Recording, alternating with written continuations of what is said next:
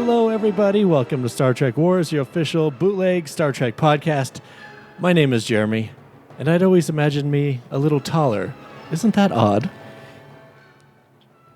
Joining me tonight, why does this man have a furry face? It's Jordan, who, like Riker, is being promoted to captain by the end of this outing. Hello, Jordan. Heck yes, and here's a bloody knife. You'll need it for later. Thank you. Just trust me. To my right, it's my wife, Chelsea, and her voice shall echo through time long after ours has faded to a dim memory. Hello, Chelsea. Hey, guys. Really sorry about that.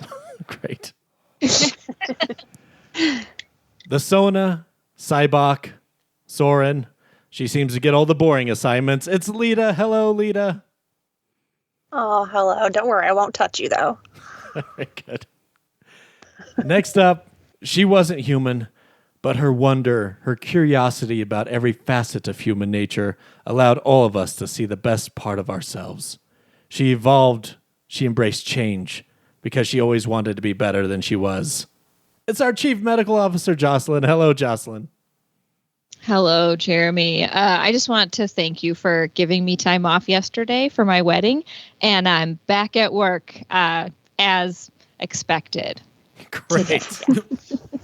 Hopefully nothing traumatic happens. Very smooth. Give our regards to Mr. Jocelyn. Oh, To my left, it's my teenage son, Connor. Connor, you are me. The same noble Reed blood runs through our veins. Had you lived my life, you'd be podcasting exactly as I am. So look in the mirror. See yourself. Consider that, Connor. I can think of no greater torment for you. Hi, Connor. Hi, Dad. And I cannot agree more. So depressing. The movie we're reviewing tonight will be rated on a scale from 1 to 10 by us, the co-hosts, and you guys in the Star Trek Wars Council that left a rating on our Facebook page. If you wish to join the council and have your vote counted, head over to that page. You can find us by searching for Star Trek Wars. The council should pop up right at the top. There you can rate the movies and new Trek episodes yourself. You can also leave a comment that'll be potentially read on air. It's a great community. We're all on there very active and love talking Trek with you. The council also does a movie follow-up roundtable podcast hosted by senior council member James King. In fact, they just finished doing a roundtable of Insurrection, so give that a listen. Those release a couple weeks after ours premieres, so if you're interested in participating in any of those future movie roundtables, contact us through that Facebook page. Now, before we get started, I don't know exactly when I wrote this down or why, but this is in my notes. Okay. Do you know what John Travolta's favorite martial art is? No. Krav Maga. All right. In the meantime, I don't want to do this podcast anymore. In the meantime, we are reviewing the 10th and final Next Gen movie. So let's get started. I am what you see now. I see more than that. I see what you could be. The man who is Shinzon of Remus and Jean-Luc Picard could never exterminate the population of an entire planet. He's better than that. He is what his life has made him. Then what will you do with that life? Waste it in a blaze of hatred. There is a better way. It's too late. Never, never. You still have a choice. Make the right one now. I can't fight what I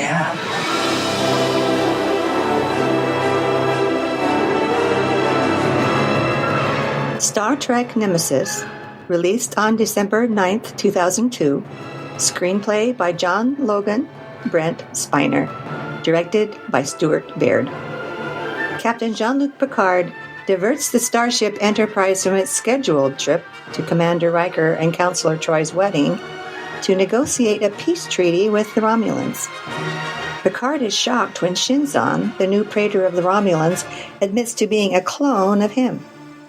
When the crew members discover a break-in on their computer, they are forced into a life-or-death battle to stop Shinzon's warbird before it can destroy the Earth.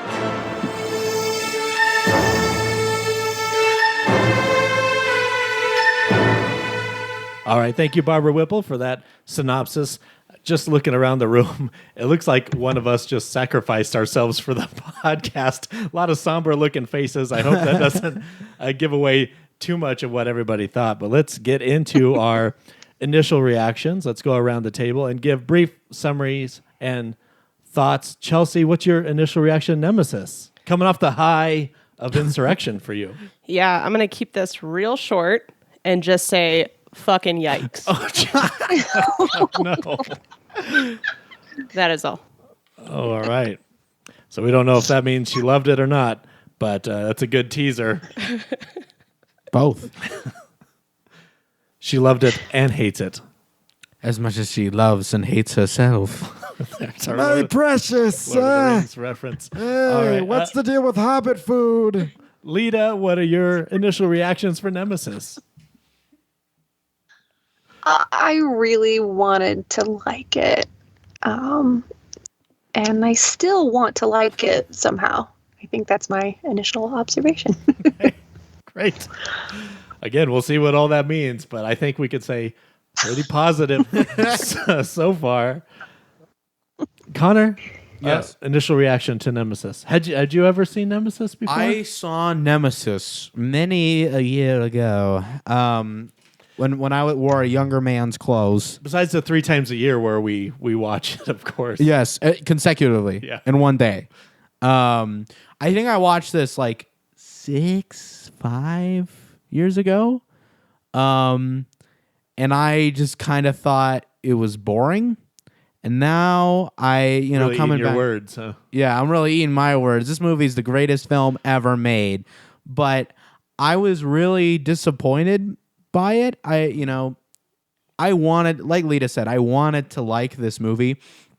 And I think this is with all these weak outings for next gen, like there's something interesting here. There's something really good, but it falls flat in the execution. And this movie was not cash money, as the hip current kids would say. This movie was not crunk, frankly. I was so worried you were going to say that. Deep Space Nine, we always kept it crunk. I don't know what that means. But it's true. It's true. Thank you, Connor. Jocelyn, initial reaction? I was very distracted the whole movie, and I'm just gonna put it out there now because this is gonna pop up periodically. But young Tom Hardy.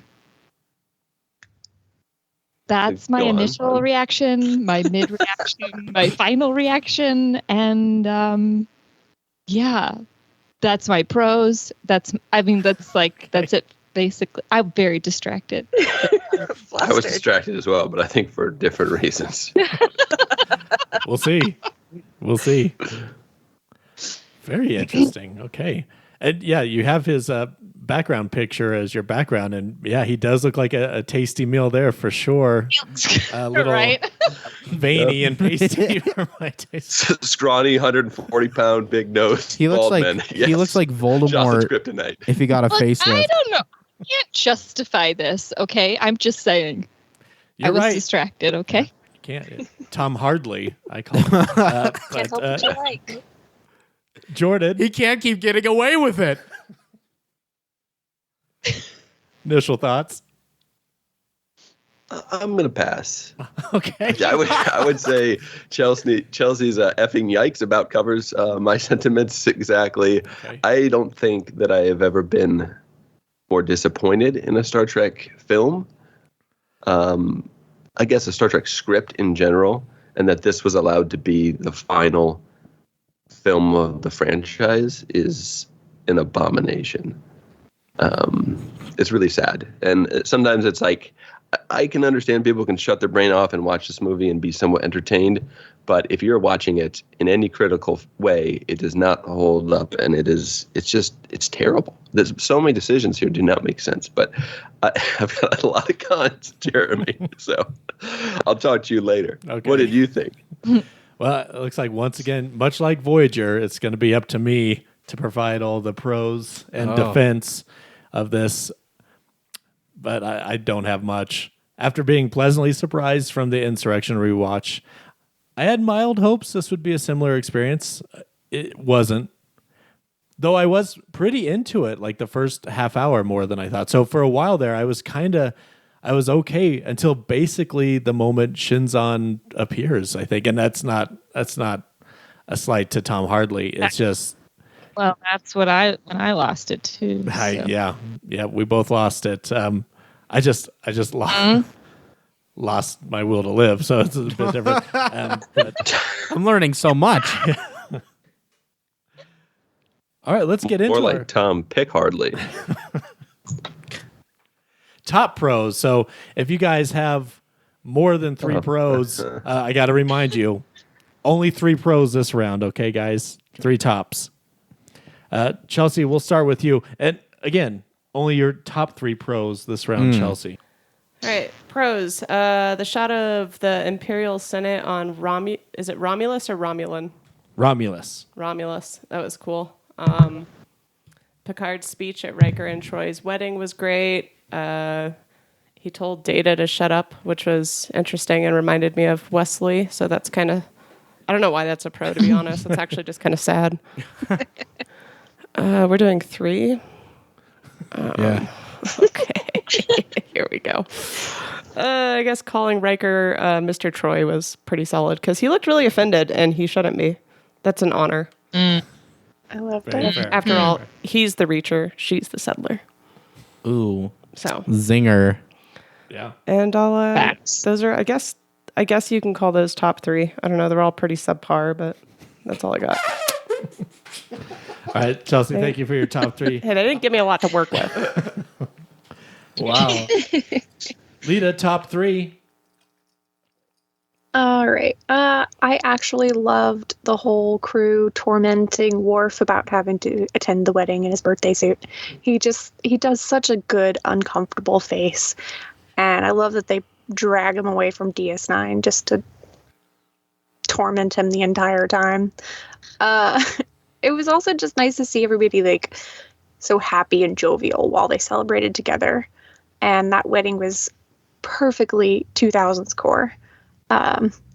Very soft pastel. Also, second one, I think Tom Hardy did a really good job in this for different reasons than what Jocelyn is distracted by. But I think that he's an incredible actor, and it's not his fault that he was written by a stale old man deeply rooted in patriarchy. But we'll, Burn. we'll nudge that later. And this is mostly an error on my part, but I had to add it into pros. When Data was breaking Picard out of Tom Hardy's ship, he yells, "Move, puny animal, human animal." And Picard, he's like, tells him to be a bit less florid. And I 100% laughed so hard because I thought that he said, "A bit less Florida, Data." Oh. And I just accepted it. I accepted it. He was telling Data to act like not so much a Floridian. And it confused me so much. I had to watch it over again, and I was like, oh, he did not say Florida. Yeah, that's more of a That makes more Packwood thing. But I don't know. Yeah, those are my 3. Very good. Thank you, Lita. Connor, We're on a roll. top 3. All right.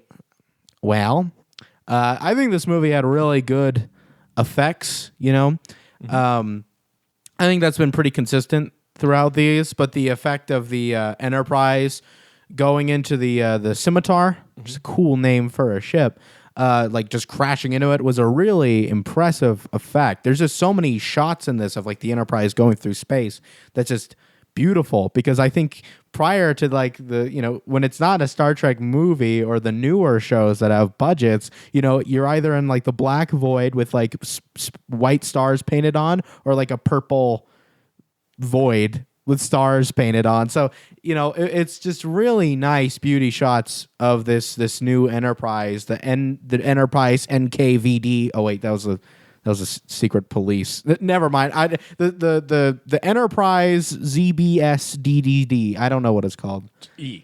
The Enterprise E. I'm so sorry. I'm not. Listen, Close. I ain't some sort of historian. I don't know all these gay things. Overcomplicating. Learning It's just things. one letter. Yeah. Don't make no sense to me, How butter. many pros was that? Oh, that was one. I'll say this. I was desperately searching for my third pro 3 minutes ago, but I found it, all right? And it was Data singing Blue Sky at that wedding. When it first started, I'm like, Brett Spiner, you can't sing at all. You suck. And then he's going on. I'm like, oh, I'm down with the sickness. And by that, I mean hepatitis. But yes, I'm also down with the sickness of this beat because he was laying it down. But here, the worst con of all was that they cut him off. Aren't we on pros? Well, yeah, but I can still complain if I want to. But I wanted the whole thing because it was so good. I'll allow it. On a technicality. But that's true because it was just getting good, and then they're like, oh, Yeah. getting too good, cut away. It was that hurt my heart. Speaking of Data, I actually quite liked Brett Spiner in this movie. I think that he did a really fantastic job in his final outing. His final sacrifice, while making no sense, was like there wasn't some sort of like big speech or anything. He beams Picard away and he says like goodbye, basically to himself, and then he goes kaplutz. Goodbye, me. Goodbye, me. I'm gonna kill you to death. He blows himself up. But I really did think that given the material, I think Brett Spiner did a fantastic job. Also, that man's got pipes. So that's all I'll say. Data probably literally does. Probably. Yeah, this movie was a travesty. Next. Thank you for your pros. Jocelyn, top 3 pros. All right, I'm going to start where I always start with pros, and that is the fashion. Troy's wedding dress. I know that it was pink, and a cascade of like actual flowers, but damn it, I liked it. I just liked it, and I thought she looked amazing, and she was giving really good face, like the whole time. And when Picard was giving his speech, like the emotion in her face, like sold it for me. Shinzon's uniform is glorious. The extravagant shoulder pads, the oil slick on polyester with that like purple undertone anchoring the whole thing, the way it kind of looks like something a runner-up would have worn for Sci-Fi Week on RuPaul's Drag Race. I love it. I love it. And like Connor, I was struggling to find a number 3 for top fashion, and I have not found it. But I'll tell you what it's not. It's not B4's outfit. Like, put some effort in, man. That's the best you have. Sackcloth, cinched at the waist. You got to do better. You be better, B4. It was laundry day. Those are my top pros. Like, I don't even know much about fashion, but I know sackcloth. Never good. Never good. Or at least make it a black sackcloth because that's slimming. Sackcloth, more like crap sloth. Yeah, because it is not good. It is not the cat's I feel like you just meow. needed to add like a chunky boat and like a strategically placed beanie, and he would fit right into a Carhartt ad. Okay. Now you're talking Kanye 2014, and that was past. Just needs accessories. Yeah, he does need to accessorize. You're exactly right. Thank you, Jocelyn. Those are my pros. I'm sorry. That's all I have. Just your top pros. Those are my top pros. Of course, good. I have more. All right. Hopefully Jordan doesn't steal them all. Jordan, top 3 pros. Oh man, which 3 do I want to pick from? Well, if you like it or not, this is pretty much the last time that we see all these characters together.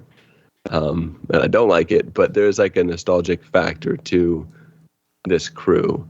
And there is some character interaction, but it's very limited. So my second pro is Troy and Riker's wedding. I think that's one of the better scenes, and just the fact that they get an on-screen wedding and Picard gets to give his speech and he gets to marry them. I thought that was awesome. And there's a lot of people that like even see Wesley, and the best part about it is Wesley doesn't have any dialogue, so I really appreciated that. And lastly, I really like the scimitar. I think just like the name of the ship, the fact that Shinzon loves knives and sharp objects kind of matches, and it is, like Picard says, it looks like a Predator. Like it's just a really cool looking ship. Aside from that, that's all the three I'll save some pros, Jeremy. I will save some for you, and I'll save some for later. So that's all I got. Good. Look forward to that. Yeah, I really like the wedding too. Futuristic drum cymbals and Wesley aside, I really enjoyed it. I know it's a future. I don't know if that means you have to have green drum cymbals. Yeah, as someone who plays the drums, I was physically repulsed by seeing that man play that like orange peel instrument. Yeah. But Picard's best man speech I thought was legitimately funny and heartfelt, and I really dug it. I thought that was really good, and I like the wedding. It was nice to see Guinan. For a cameo. Yeah, for just a cameo. Maybe that's more neutral zone, and we're in my top 3 pros. Hey, this movie's no Generations, all right? It's not in the budget. Think of this movie as an echo of Generations. Star Trek Picard and Lower Decks have really helped raise some of this film for me. And I guess that kind of goes with, if you don't like any of the new Trek and you don't like Nemesis, then anytime they bring up Nemesis stuff in New Trek, it just makes you go like, this is why I hate New Trek. They're talking about the bad movie. But as someone who likes the new Trek and maybe doesn't love Nemesis, I thought it raised some. You get like B4 and Blue Skies and Data's death, and touched more on in Picard. And the Titan, of course, you see more in Lower Decks. So it's nice to hear that shout out here. And yeah, I like Shinzon's shiny suit. His Joseph's Technicolor raincoat outfit that he's got going on. It was cool. I liked it.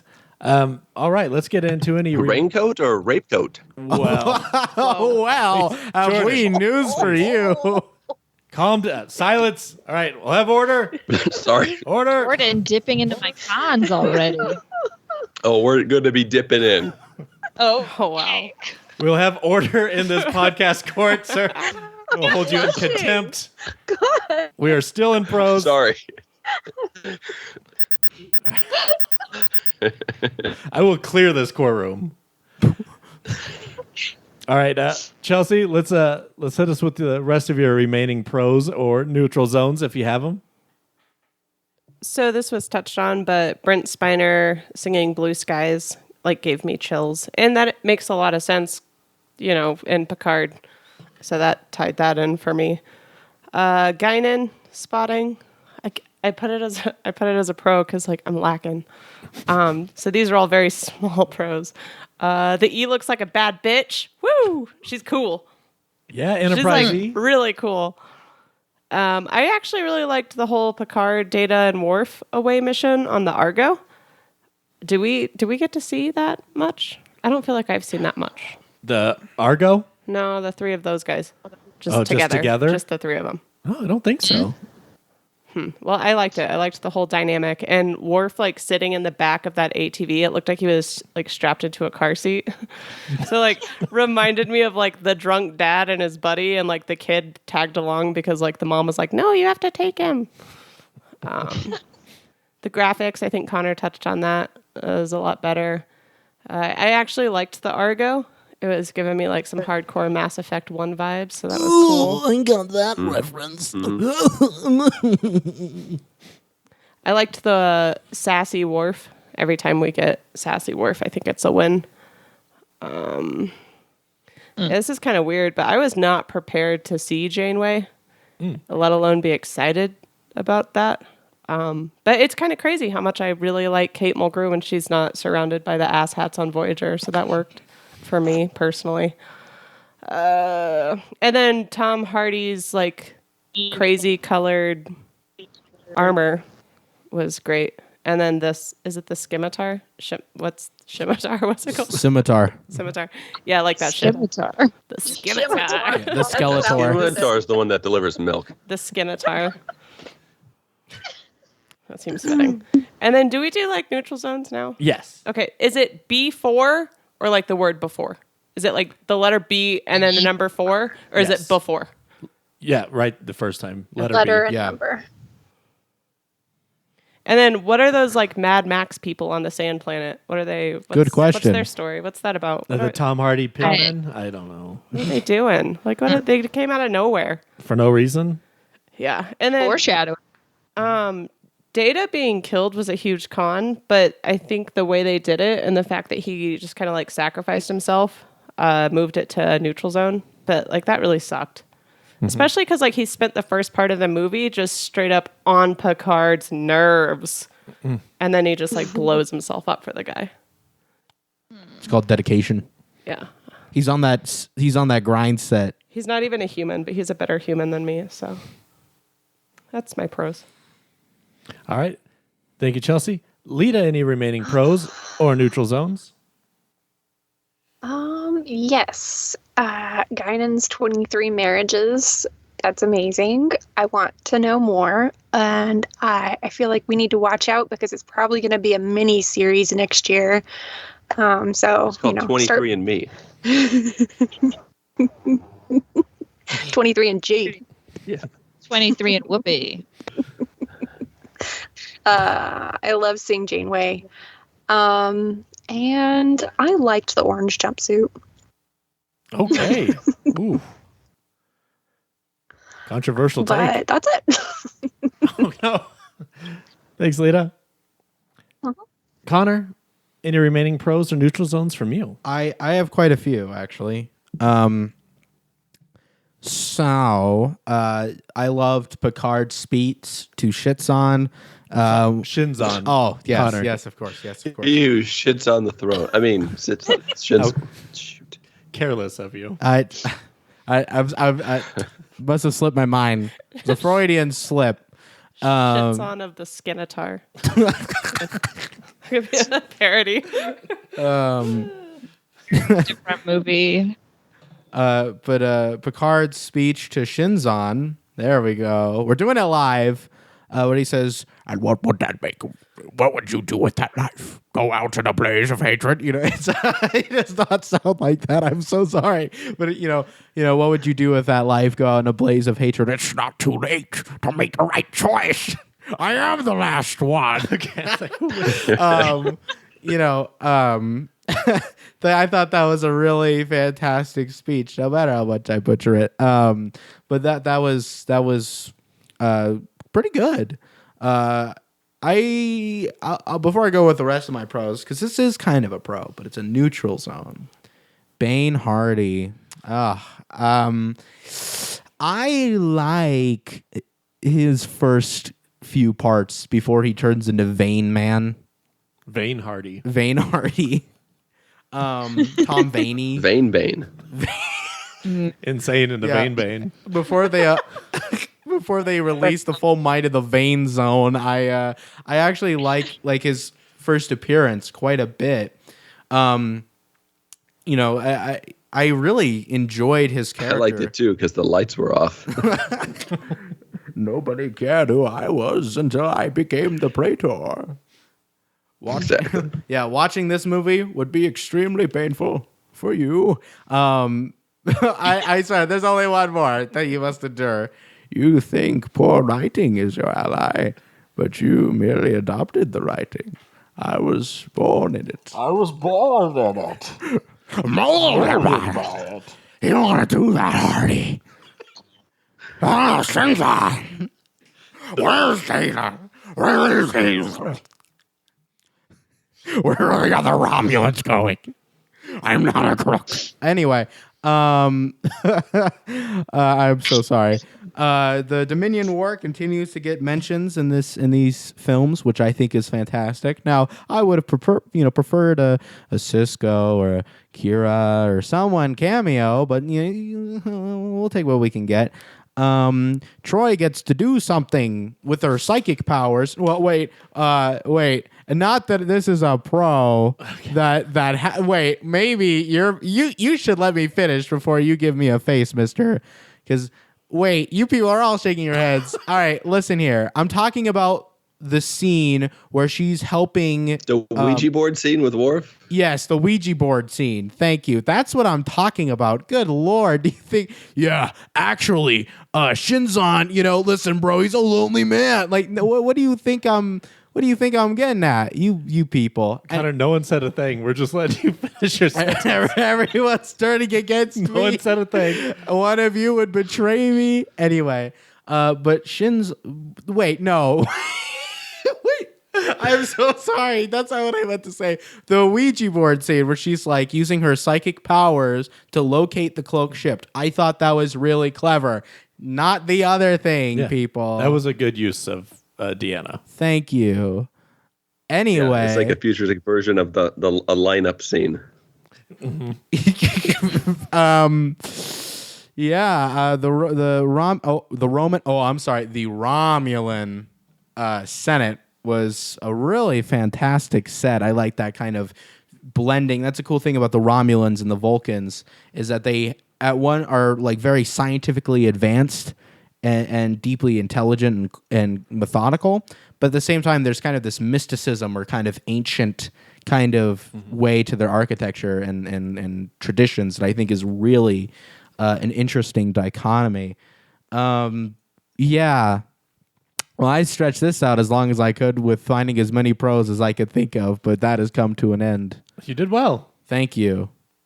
I mean, you spent half of your pros just trying to recover from the pro you were trying to say, but... That's true, because I was taken out of context by the fake news media.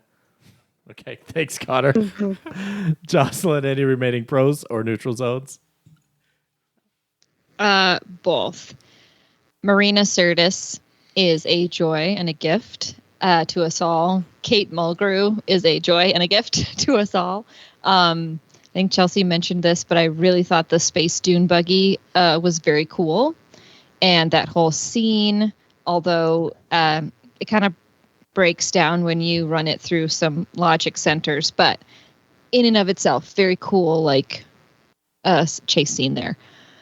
I feel like this is my last pro because I'm really trying to, like, I feel like on paper that like the pitch session for this movie, it sounds great, right? Like, okay, let's say the Romulans stole Picard's DNA and they make a Picard, and because they plan on switching him out. I'm like, yeah, I'm there. We'll get Patrick Stewart to play both parts, and finally we can get like an actual bad Patrick Stewart, not a Borg Patrick Stewart with like no personality, like evil Patrick Stewart, evil Picard. Like he can do it. He's a Shakespearean actor, and I feel like he's never been tapped into that way, and they failed to do it here, which is like, hey, that would have been so good. I don't know. That would have been amazing. So like they were halfway there and then just kind of all fell apart. So there's a pro tucked in there somewhere. Neutral zone wise, how long has Jean-Luc been bald? Has he came out been the bald womb. since his teens? He got cradle cap as a baby and it just never grew back. And it just never grew back. He had hair in that one episode. Well, I know, and then he had that got stabbed from college, and I was like, okay, so you've always been bald? Like okay, fine. Just a question. And then this is problematic, but I'm just gonna say it, okay? No offense. Oh boy. Oh my God. No offense. But if I'm in bed with Riker and Tom Hardy shows up, What? I'm sorry, but I'm just like not gonna fight that hard. Oh my God. I mean, she's not totally off base here. Oh my It's God. Jonathan Frakes or Tom Hardy. Jonathan I'm not Frakes. speaking to the context of the movie at all, but I'm just saying, like in real life.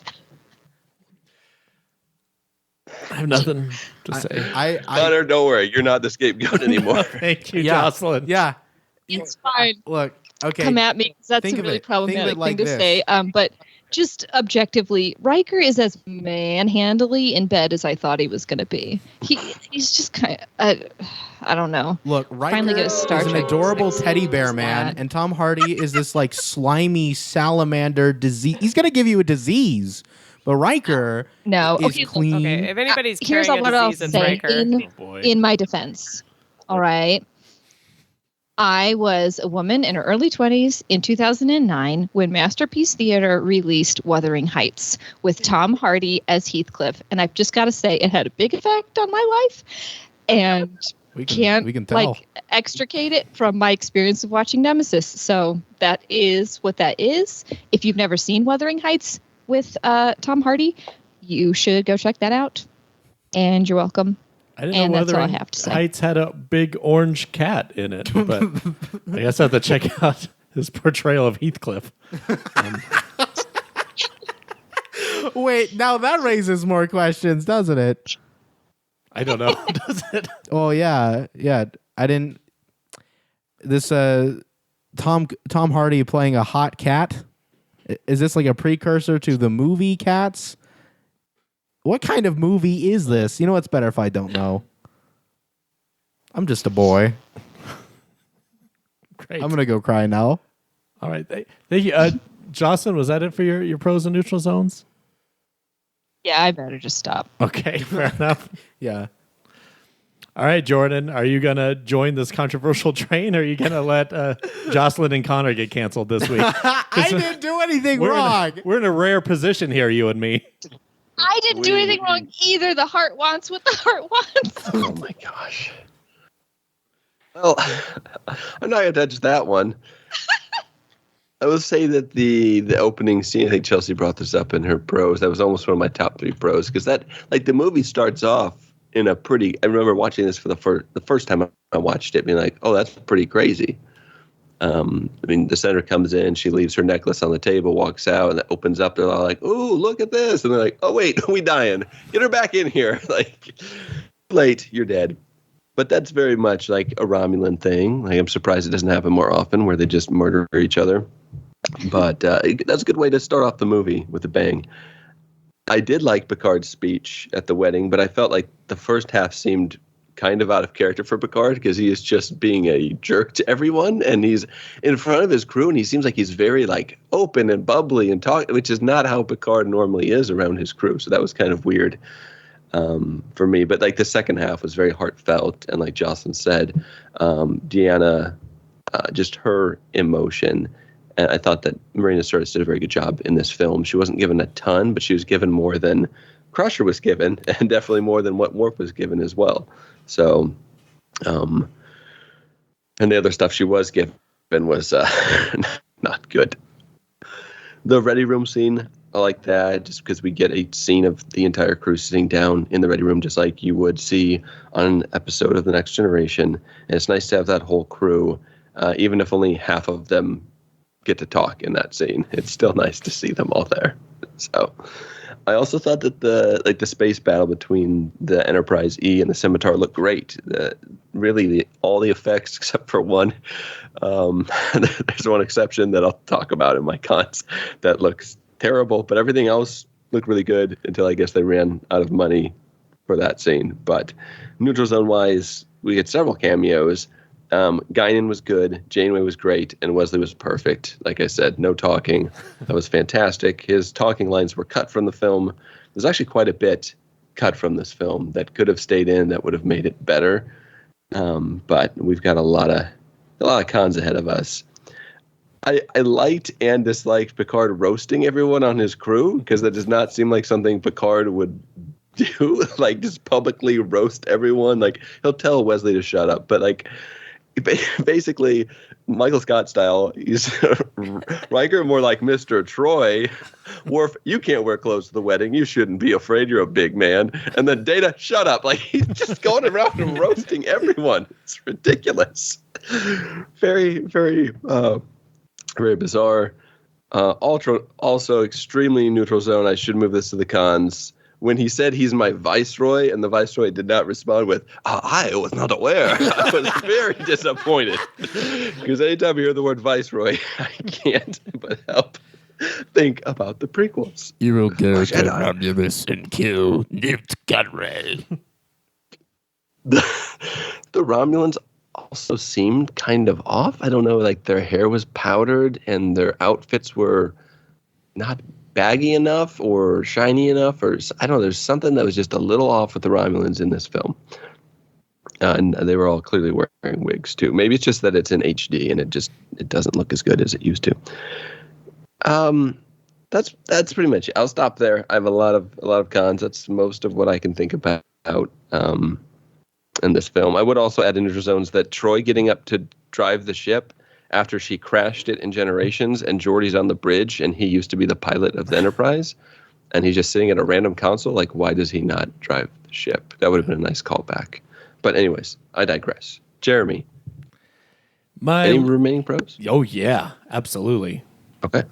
Lay them on us. We must have missed a lot. You guys missed so much. They're just buried around this film like parts of B4's body. You just got to find them. Exactly, just got to find them. Every now and again, one will reach out and grab you. Yep, it's tough because you try and say something positive and then pigmen shoot at you. My love for the Enterprise E certainly continues, and boy, does it look amazing in this film. It seemed like it got a lot more hero shots than previous movies, and I really enjoyed it. I think it looks great. It has cemented itself as my favorite starship now, which wasn't always the case. Kind of talked about that in Insurrection First Contact. This week, Chelsea got me that 10.5-inch Eagle Moss Enterprise E. I posted it on the council page, and it's just a beautiful, beautiful ship. And it looks great here. Never better. The poisoning of the Romulan Senate to start the film was creepy and effectively done. You know you're in for a ride. Whew. And it never lets up from there. I really enjoyed the final battle. So it really is kind of like, I really liked the first 20 minutes, and I really liked the last 20 minutes. So I enjoy the final battle against the Scimitar with the. Too bad it's a 2-hour film. That is definitely a problem, but we're still in process. With Enterprise E firing all of its weapon banks, joined by a couple Romulan warbirds, I love that. The Enterprise ramming into the Scimitar was really cool and set up a great space jump by Data. And yeah, like you said, Jordan, I enjoyed the first 20 minutes and the final 20 minutes. It's just the middle 1 hour 10 that sucked for me. Neutral zone wise, I like the new warbirds in this. It's neutral zone though because I like them, but I loved the old warbirds. So, but I guess the old warbirds have the same issue with Enterprise D. They're a little boxy because they're made for a 4x3 screen, but it's all good. And neutral zone Worf, they didn't explain Worf again, but I'm glad he's there. Poor Worf being nervous about going to a Beta Z wedding. The only thing more embarrassing than having a small penis in a nude wedding is having two small penises in a nude wedding. What? Wow. Keep your diphtheria jokes to yourself. Good Lord. This is the movie. This is the movie we're talking about. Worf Nobody is nervous. said he had two small penises. Oh, That's you. You're saying Wait, that. can he combine them into one big one like Voltron? Yeah, they wrap around like snakes.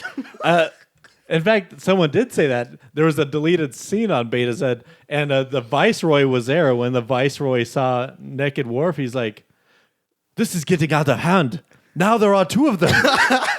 It's going up the ventilation shaft. There's always a bigger fish. All right. Well, I feel like I shouldn't be canceled for that, and that Jocelyn and Connor are still on top of the list. Let's get into our top 3 cons. Chelsea, we'll start with you. Okay. Actually, let's take a commercial break. We got to wrap.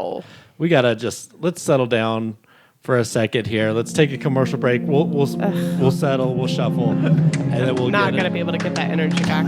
into our cons.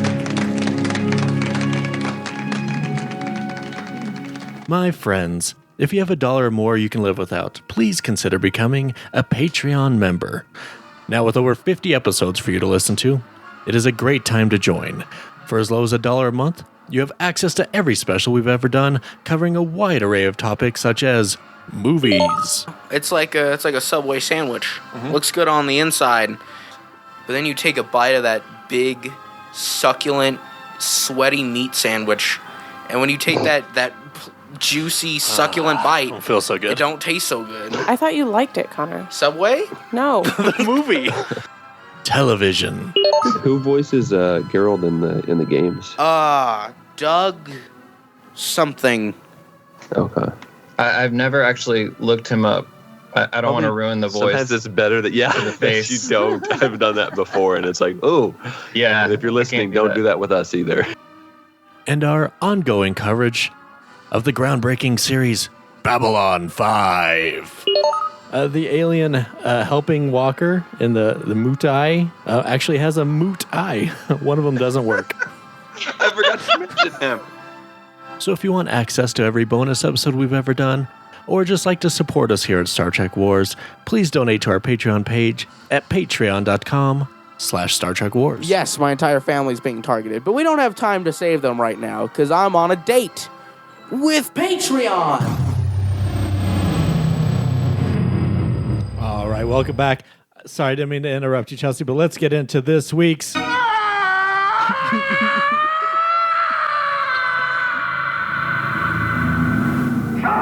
cons. Okay. All right. So hands down, the biggest con is like I didn't care. I didn't care about anything in this movie. I didn't care about anybody. It's a big con. I was bored about 98% of the time, and they didn't give me a reason. They didn't give me a reason to care about the outcome of any of this. Like I've never cared less about a movie in my life, and we watched like 10 minutes of the new Cats remake, so that's saying something there. 10 minutes. Yeah. Wasn't James Corden so funny? 10 whole minutes. I don't know if he showed up yet. I don't know. I think maybe it wasn't 10. Maybe we got through the opening title. I got nothing. Also, I thought the Remans were just like goth Romulans. So why do they look like actual space goblins? Hey. Lack of vitamin D. Yeah, I'm actually looking for an answer on that. Oh, okay. Oh, I thought that was rhetorical. No. Movie budget. Scary monsters. Lack of proper skincare. A director that has never watched an episode of Star Trek. Oh. Okay. Well, like the main space goblin was Ron Perlman, right? Yes. Okay. Well, his eyes were crooked. Well, that's... I totally agree. And that's a not deal a Riemann trait. breaker. That's a Ron Perlman trait. That is a freaking deal breaker. Crooked Ron Perlman. And then this has been touched on, Jocelyn.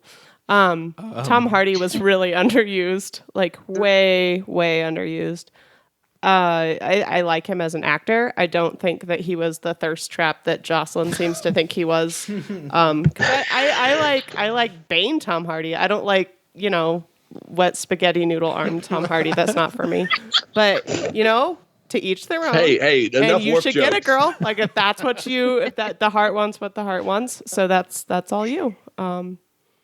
It's all Heathcliff to me. Which is so weird because Wuthering Heights is... Yeah, that's not Star Trek related. Never mind. Those are my... If Tom Hardy is a thirst trap, we're all dying from dehydration. Look, Okay, that Tom Hardy is not a thirst In this trap. film, yes. Yes. Yeah. but I have range, okay? I can go from classic literature to Star Trek. Yeah. Just like Tom Hardy. I mean, I love literature, but that has nothing to do with the way Tom Hardy looks in this. No. Tom Hardy Bane is a Niagara Falls of a thirst trap, but yeah, this isn't even a puddle, Holmes. Yeah, he just looks weird. Like he's just a baby. It feels icky. A little Bane bee. very young, and that is also problematic, yes. Those are my top three cons. He's I think that was the B4 of Tom Hardy's. He really is. Thank you, Chelsea. Lita, do you have top three cons? They really had me in the first half. I really didn't even mind how Tom Hardy looks nothing like Picard. But once he started messing with Troy, it went south so quickly. one of my notes from nearing the end of the movie just says, "I'm so bored," spelt with 7 O's. So I was really reaching for it. I feel like, I don't know. I don't need to say anything else, but I will. Don't worry.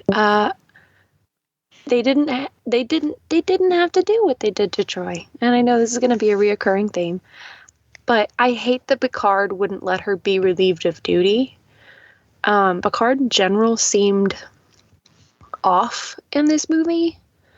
I mean, like, let her go sort out her head, dude. She's supposed to be on her honeymoon. It was unnecessary and insulting, and it served no real purpose other than Troy to have a mental link with the Viceroy and to give Tom Hardy bad boy status. Like, what? We needed to know that after seeing his shiny beetle suit. Like, we know he's gonna be the bad boy. Yeah. He's bald. We know he's a villain. Wearing essentially black, we know he's the villain. He has scars on his face. Yeah. That's all I need to say. And also, killing off a main character is rude. And making me so disinterested in the film before Data dies feels like an added insult. Very good. Top 3. Thank you, Lita. Very true. Connor, 3 cons from you. Well, here's the deal, Jack. This is actually a quick fun fact before we get into this con, because they're related. Tom Hardy was actually supposed to be a character in the live-action G.I. Joe movie. He was originally drafted to play, of course, Molestro. Of course, before I talk about the assault scene, What's his power, Connor? Today's episode sponsored by Canada Dry. Good time to bring up a sponsor, Connor.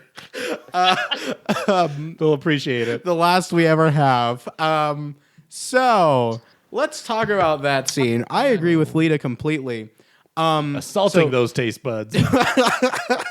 Tom Hardy's nickname is Canada Dry. So I was aware of this scene because I remember watching it when I was younger, and I don't think I caught what it was. I just thought he was just being a big old weirdo, but I thought it was a really weird scene. So I remember that, and I'm like, wait a minute. Does Troy get assaulted in this movie? No, I must be misremembering it. Wasn't it weird how I wouldn't let you cover your eyes? Yeah, it's like a Clockwork Orange. You're just like prying my eyes open, you know? I was cured, all right. Anyway, so I was watching this movie in our living room at my house, and my Nana's going back and forth because she's doing, yard work. And I was terrified the whole time because, my Nana does love Star Trek, but like I didn't want her to see what was about to happen because I've already had a bad Trek record with kicking my family members out of the living room to watch like Sub Rosa. So I'm trying not to push my luck here. And my Nana walks in when he's like, Imzadi, I know you better than he ever could. And she's like, we saw the scene, Connor. She's like, Connor, what are you watching? And I'm like, go. I'll explain later. And I never did. But thank you, Tom Hardy, for ruining my day. It made it a bit harder to convince my Nana to let me take the car. I swear I'm up to nothing nefarious. But the scene itself was needless. So if you're going to talk about sexual assault or you have to treat it seriously. And the thing is, this was just used as a shocking plot device, and that's my problem with it. It's shock value. And it's not redeemed that she says, like, remember me or something like that when she is guiding Worf's hand and fires. Like, that doesn't, like, oh, yeah, now it's, like, revenge kind of stuff, and it's really gross. This does nothing to advance the plot. And the worst part is, afterwards, she's like, Captain, can I be relieved of duty? No. Like, why? She got mind fondled. Like, you let her take a nap or something? Like, good Lord. I don't know. Give her a mint. I'm not a therapist. All right. But what I'm trying to say is it was an unnecessary scene. Glad to hear that. So that was my first con. Let's talk about my other big cons. So this was a really weak final outing. Now we can say through hindsight that, like, you know, because in the future, Star Trek's back. We have all these, well, you know, if you're cool, great shows, and you like there's new shows on the horizon. Like, this is a really exciting time right now to be a Star Trek fan. But I'm trying to think of it as someone who, well, was technically born around the time. If from the perspective of a Trek fan, from that point, this is the final outing possibly for Star Trek. Well, I guess there's Enterprise, but that's not real Star Trek. But this is like the final movie outing, right? And the final outing of the Next Gen characters. And this movie is such a nothing. Like, I'm just watching this movie and I'm waiting for something to happen. It was actually, this might have been one of the hardest, like, just kind of not just to review, because I'm trying to think of like pros and cons, and I'm just like, what happened in this movie? I watched it this morning, by the way, and I'm trying to like go over like, what did I watch, you know? And it's such a nothing burger. It's a really weak final outing, and we don't get any kind of interesting goodbyes with the final characters or really anything. And then finally, I think the biggest problem is that clearly the writers they don't know what Star Trek fans want. Because looking at this script, it's like, oh, wouldn't it be cool if they're flying this fighter shuttle through the hallway? Oh my God, bro, wouldn't it be awesome if they were driving like a buggy around the desert? Oh, bro, that's a great idea. But hear me out. What if there was a bazooka on the back of it that Worf was like shooting, just like the last movie? Like, is that what the writing process was like? Because that's not what fans want. Star Trek fans are less interested in space bazookas and shooting and screaming and noise. They want introspective, deep science fiction that uses the science fiction as a modem to talk about real life issues, or at least be fun or interesting, introspective science fiction. This movie is none of those things. And Star Trek often likes to break its formula. That's one of the best parts about the franchise. One day it could be a Western. The next it could be a horror. That's what's great about Star Trek. You can basically tell any story, but you have to make it interesting. Nothing happens in this movie, and nobody does anything in it. It's a really sad final outing, and I felt nothing when the credits rolled. That is all. Thank you, Connor.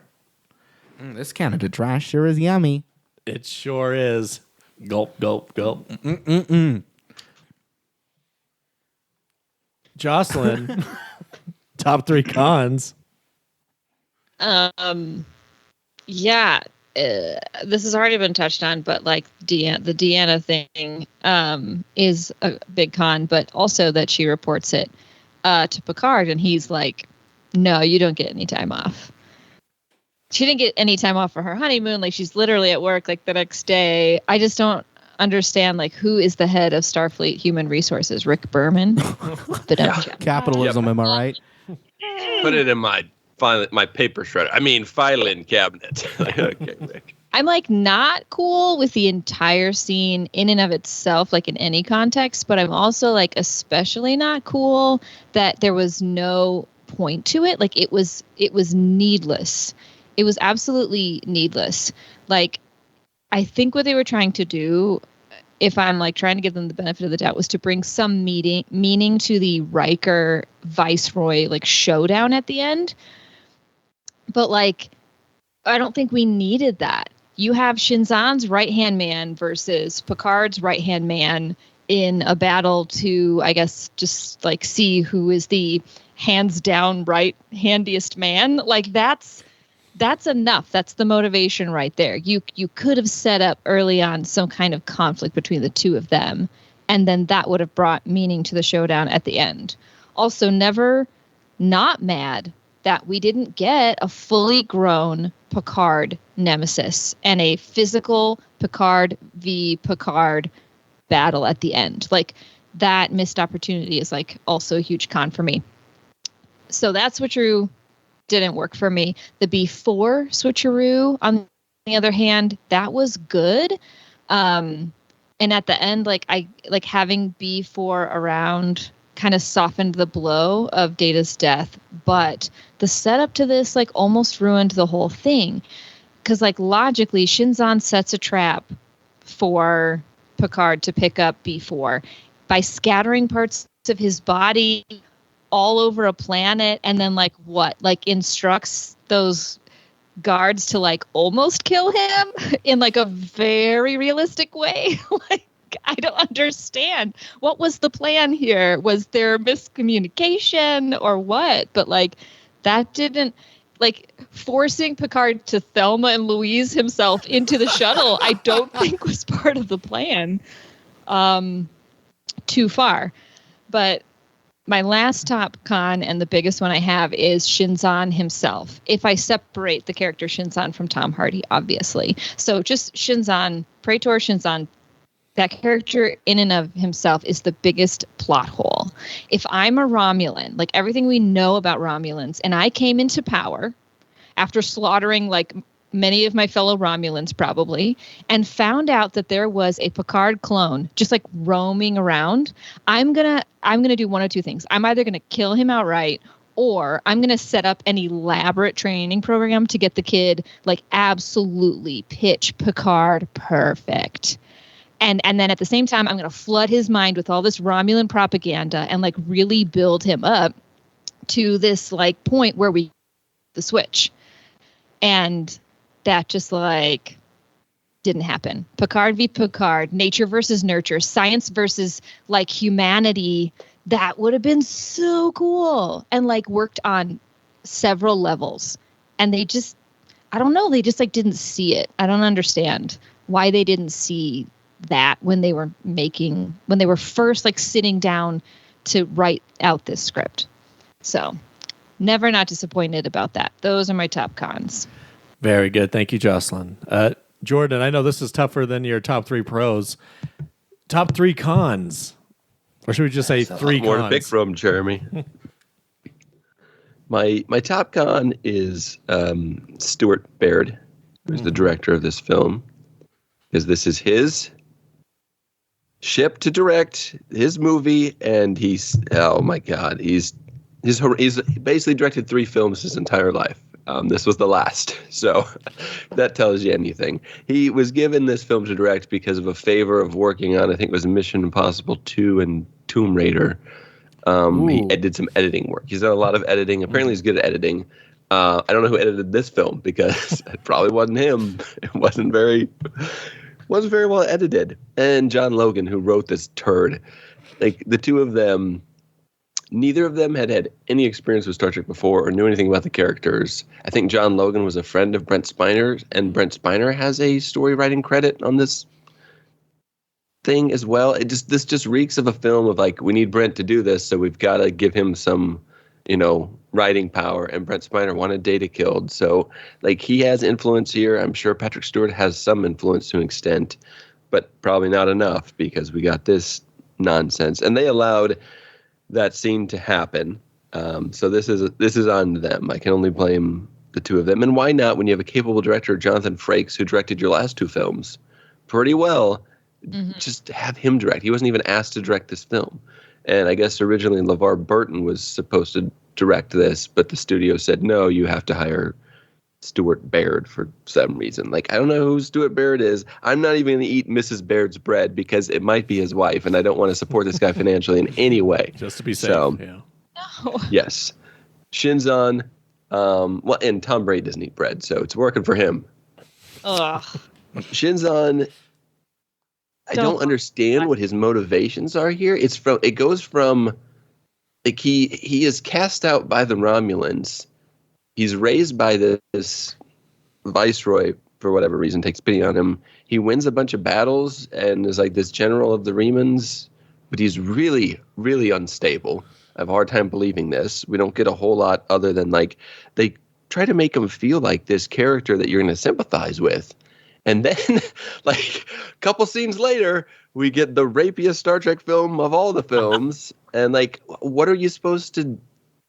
You can't cheer for this guy in any way. That scene is just horrible. It adds nothing to the film.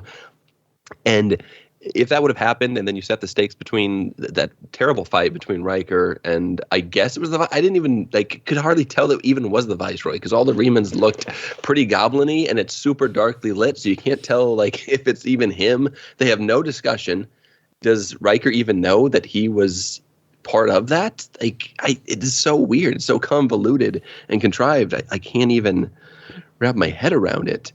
And Shinzon's motivations go from meeting Picard and I guess needing him so that he can grow up without dying to I'm going to go destroy Earth. Why are you going to destroy Earth? What did Earth ever do to you? What? It makes no sense. It's stupid.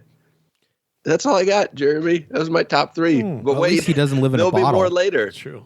Or a lamp, I should say. Oh, man. Good one. Oh, I did want to knock. Connor, you did mention this was a pro. When this movie came out, you were 39 days old. Oh, that's sobering. It's good for me because you're the reason why I didn't see this in the theater. So I never got a chance to thank you. Oh, no. I was just doing my civic duty, sir.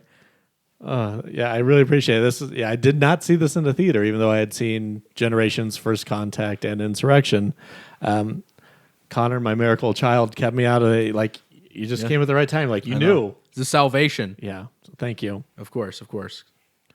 And, nowadays, instead of having a different person play Picard, we could do a Renaissance man type thing and have Patrick Stewart play both, just like Will Smith just did. Is that what it's called, Renaissance man? I think I know it's Replicator Man? Gemini Man. Gemini Man, yeah, that. Gemini Man. Yeah, let's just Gemini Man this. Gemini Man, huh? He is such a Gemini.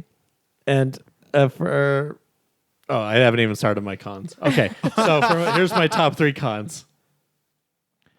Now, I don't want to say this film was bad, but we had to pause it midway so Chelsea could throw up 4 times.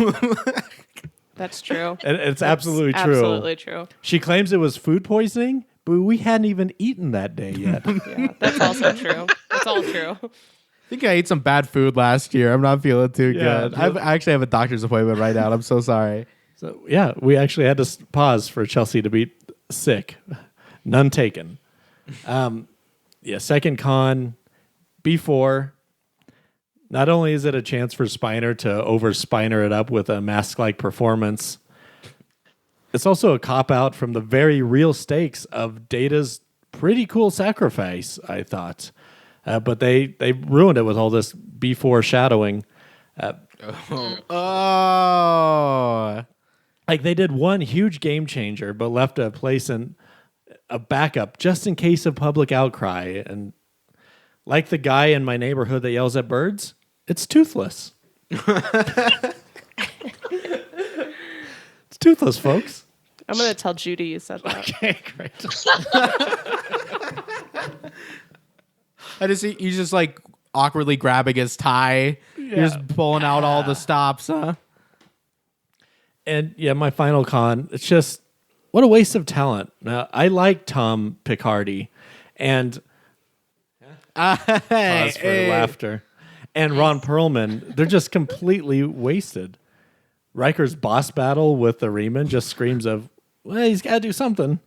And I agree, Riker should, but dropping Perlman down an endless abyss when they were already at the bottom of the ship just to wow us isn't the wow factor you think it is. I think Tom Hardy does a good job. It's just the writing. What are you going to do? It's just not that good. Right. There's only so much they can do to salvage this.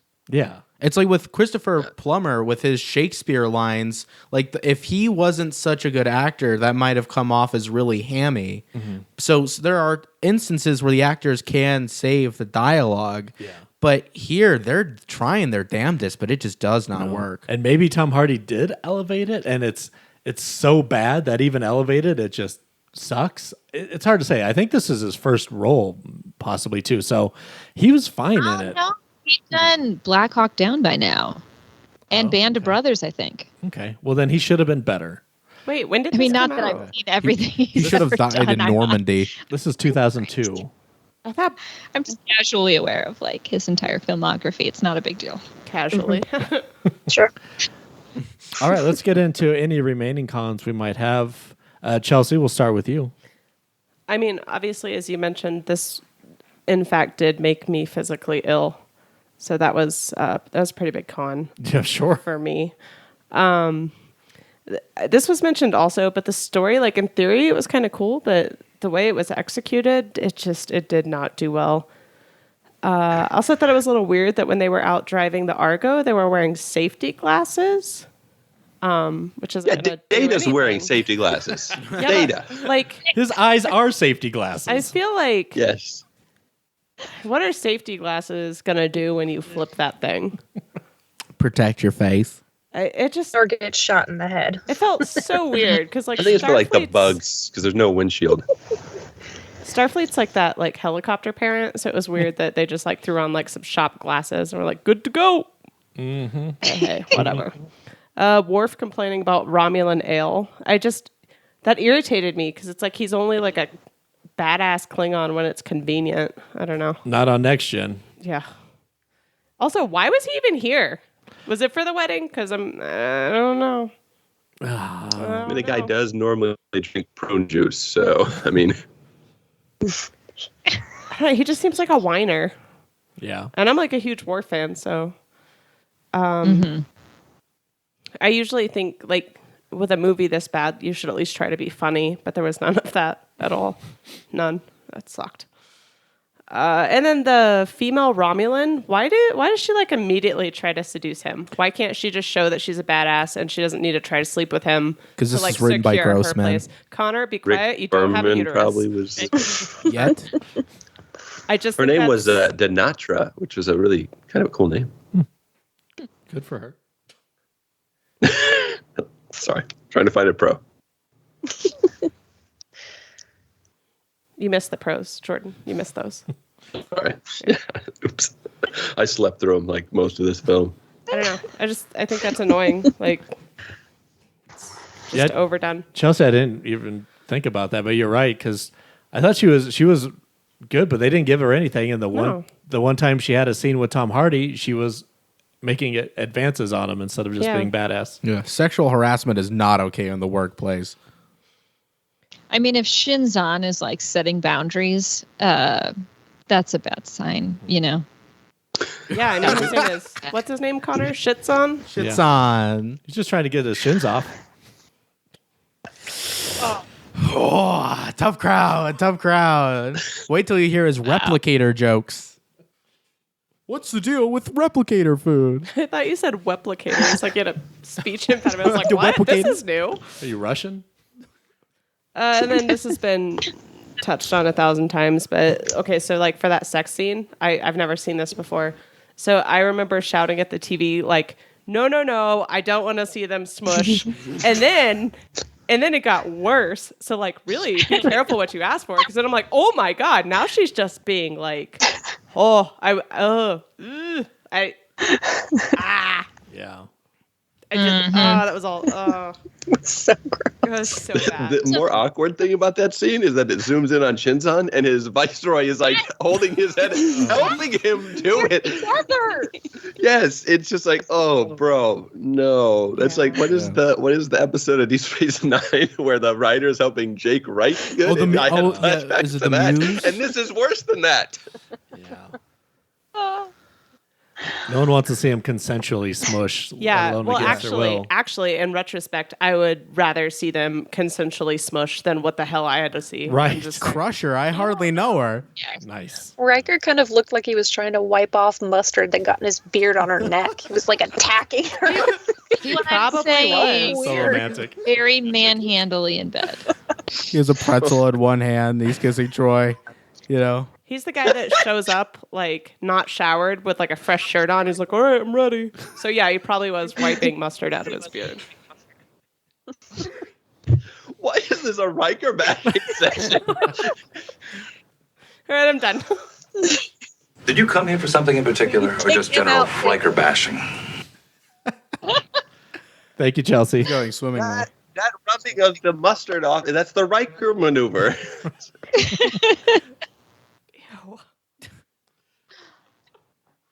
Oh, right. Lita, remaining cons. Sorry. Riker really messed me up. um, yes, people have said it before, but this guy's motives are confusing, and I get that he is a genetic clone of Picard, but I don't understand Picard's soft spot for him. It falls right in line with, this is not Picard. Like, yeah, he's playing him, but it was just not very well written. And also, in the scene where Picard kills, I can never remember this guy's name, so Tom Hardy. In that scene where he kills him, in the time that it took Picard to rip a metal pole off the wall that is strong enough to impale, Hardy Boy didn't even have time to react. He just keeps on charging. He's like, "What are you doing? I'm just gonna keep on going." That was dumb. Mm-hmm. They really do be giving people the lamest deaths sometimes on Star Trek, and it makes me mad. Also, I hate the font for this movie so much. It's so ugly. It looks like they're trying to do like The Matrix. Like, it's been done. It's so ugly. It's like a backwards R, and like didn't look like Star Trek. So I guess it fits with the rest of the film. And that's it. Nice. I would like just to take pro lettering on this.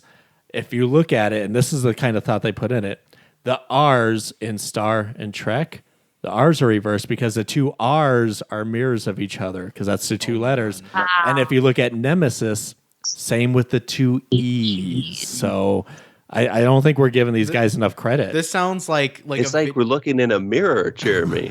It's like an echo. This is like I can imagine someone making nothing. A video essay where it's like, what, Star Trek Nemesis, the underrated best Star Trek movie, #1, even the title screen is a genius work of art. You see the R's are flipped around, showing that they mirror each other in symmetry.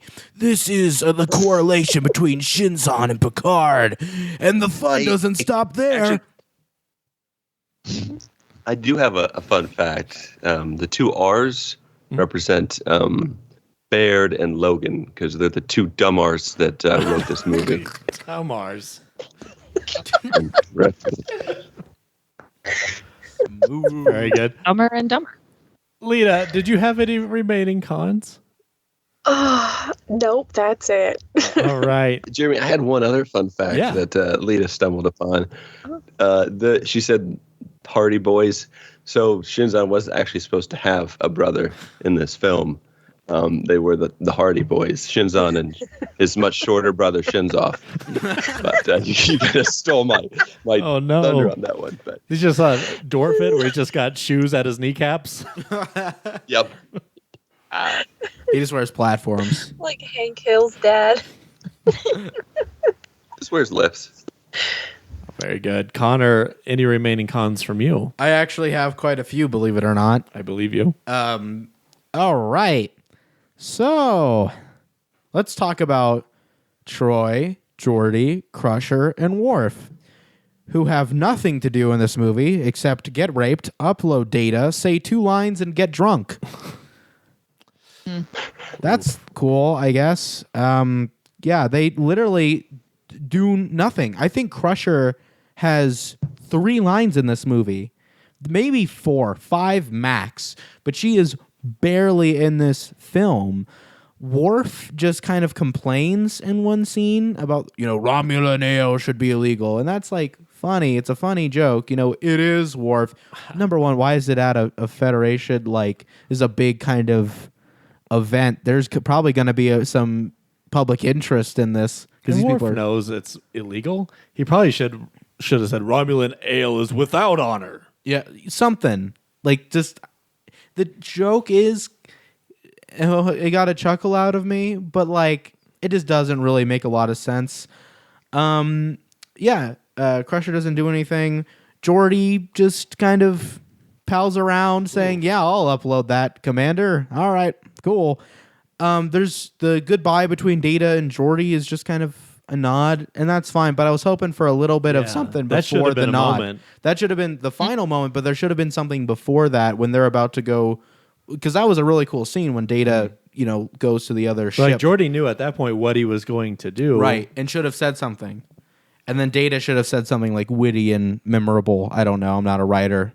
Think of something witty and memorable. But you get what I mean. It's lacking something. And then, of course, we have the car chase. This is what Star Trek fans want. Mindless, dumb spectacle. So they find the pieces of before, very clever, and they put them in the dustbin. And then the pigmen guards from Jabba's palace start attacking in their buggies. Who are these people?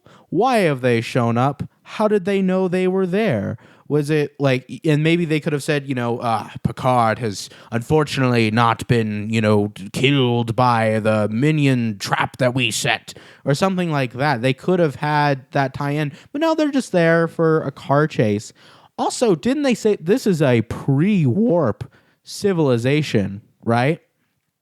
So they have left their spaceship in the open and are palling around in a doom buggy and are now being attacked by these primitives, or primitive to the Federation at least.